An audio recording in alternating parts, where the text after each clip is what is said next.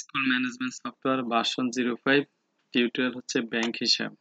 চলুন শুরু করা যাক। তো আমরা আমাদের সফটওয়্যারের মেইন পেজে চলে আসছি। এখানে ব্যাংক হিসাব আছে, এখানে ড্যাশবোর্ড আছে। তো আমরা যদি ড্যাশবোর্ডে ক্লিক করি তাহলে আমরা কি দেখব? যে আমাদের ব্যাংকে মোট জমা 0 টাকা, উত্তোলন মোট 0 টাকা, ব্যাংকে আছে 0 টাকা। তাহলে চলুন শুরু করি। ব্যাংক হিসাব। এখানে ব্যাংকের লেনদেন ইনপুট করব আমরা। তো এখানে আইডিটা অটোমেটিক তৈরি হবে, ঠিক আছে? তো আমরা সাল দিলাম 2024, মাসের নাম দিলাম আমরা, এখন হচ্ছে আগস্ট মাস।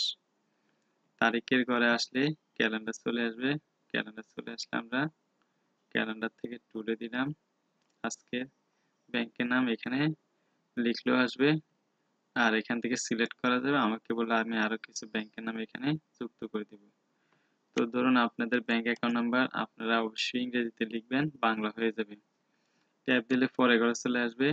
ধরুন জমা দিলেন আজকে 50,000 টাকা। এখন আপনি চলে আসলেন, শেষ। এখন চলে আসবেন আপনি জমাকারীর নাম। বাংলাতেও লিখতে পারবেন, ইংরেজিতেও লিখতে পারবেন। জমাকারীর নাম হচ্ছে, আমি একটা নাম লিখি,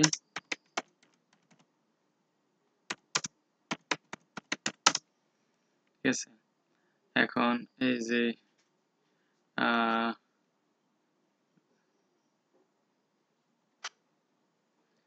বাউচার নং, এই যে বাউচার নং জমা দিল যে সেই জমার বাউচার নংটা আপনি এখানে লিখলেন, ইংরেজিতে লিখবেন, বাংলা হয়ে যাবে, ঠিক আছে? এটা বাউচার নং লিখলেন। তারপরে আপনি আজকে যদি উঠানেরটা এখানে লিখে দিতে পারেন, কত উঠেছেন। তখন চেক নংটা লিখবে, যে উঠেছে তার নামটা আসবে এখানে। হ্যাঁ, তা আমরা সেভ করব।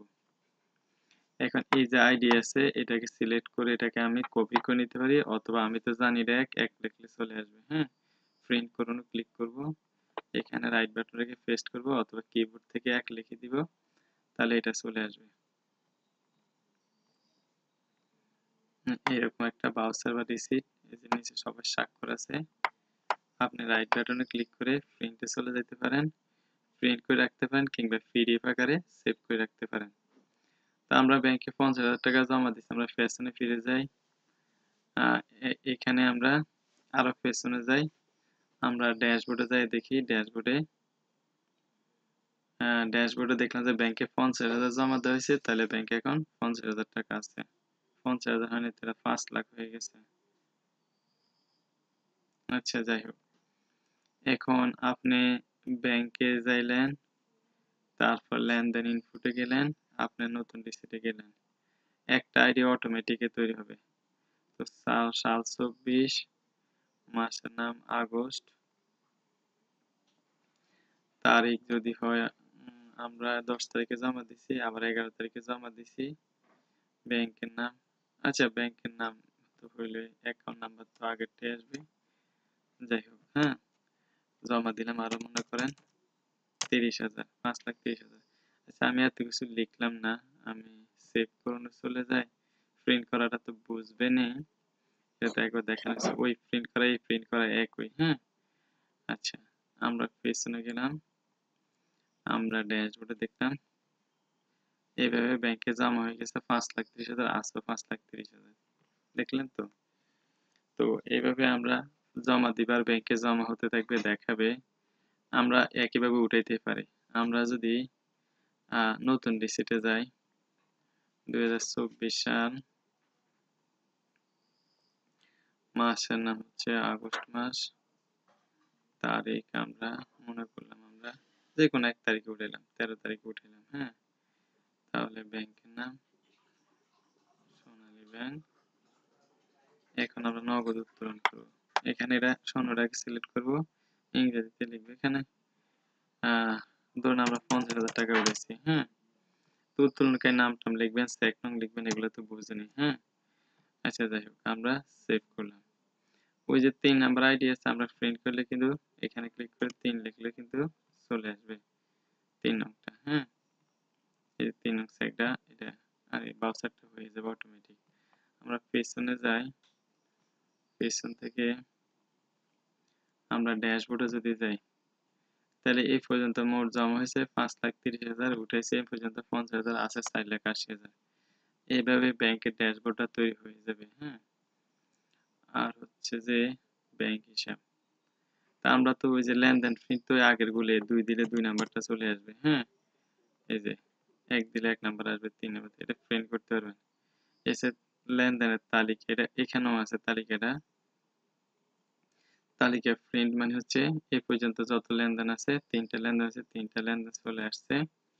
মোট এই পর্যন্ত কত জমা দিলাম, কত উঠাইলাম, এগুলা কে কে জমা দিল, নাম তারিখ চলে আসবে। হ্যাঁ, এটা আজীবন তৈরি হতে থাকবে, অটোমেটিক নিজে নিজে যেতে থাকবে। হ্যাঁ, তারপর আমরা পেছনে যাই, এটাও সেই লেনদেনের তালিকায়। হ্যাঁ, এটাও অটোমেটিক, ওইটা একই।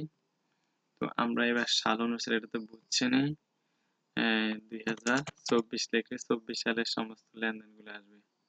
তো কেন আসলো না, কারণ হচ্ছে যে ওইখানে 24টা আমরা বাংলাতে লিখছি, এখানে বাংলাতে লিখে লাগবে আর কি। হ্যাঁ, 2024 লিখলে বাংলা লিখলাম, চলে আসলো 24 সালে 3টা লেনদেন, যত হাজার লেনদেন হোক সব চলে আসবে। হ্যাঁ, তারপরে এই হচ্ছে সাল অনুসারে। তো 2 তারিখে মধ্যবর্তী, এটা তো বুঝছেন, ফার্স্ট ডেট দিবেন, আগে হচ্ছে মাসের নাম 8 তারিখ, তারপর হচ্ছে আমরা যদি দেই 5, তারপর হচ্ছে 2024, এখানে সব ইংরেজিতে দেব। তাহলে অষ্টম মাসের 5 তারিখ 2024 থেকে এই যে অষ্টম মাসের 10 তারিখ 2024 পর্যন্ত কয়টা লেনদেন হয়েছে, এই কয়দিনে কয়টা লেনদেন হয়েছে, এই কয়দিনে এখানে একটা লেনদেন হয়েছে, বাকিগুলা এরপরে আগে পরে হয়েছে। এইভাবে আপনি প্রিন্ট করতে পারবেন, সেভ করে রাখতেন মাস অনুসারে। তাহলে আপনি বাংলাতে মাস লিখছে তো এখানে আগস্ট মাস, আগস্ট মাস, তাহলে এন্টার মান্থ নেম আগস্ট মাসে। এখন কোন সালে আগস্ট মাসে, এন্টার ইয়ার, এটা কিন্তু ইংরেজিতে লিখতে হবে, ইয়ারটা 2024, 24 সালে আগস্ট মাসে কয়টা লেনদেন হয়েছে, তাদের যোগফল সব বের হয়ে যাবে। এই যে 24 মাসে আগস্ট তারিখে 2টা লেনদেন হয়েছে, সরি এটা আহ,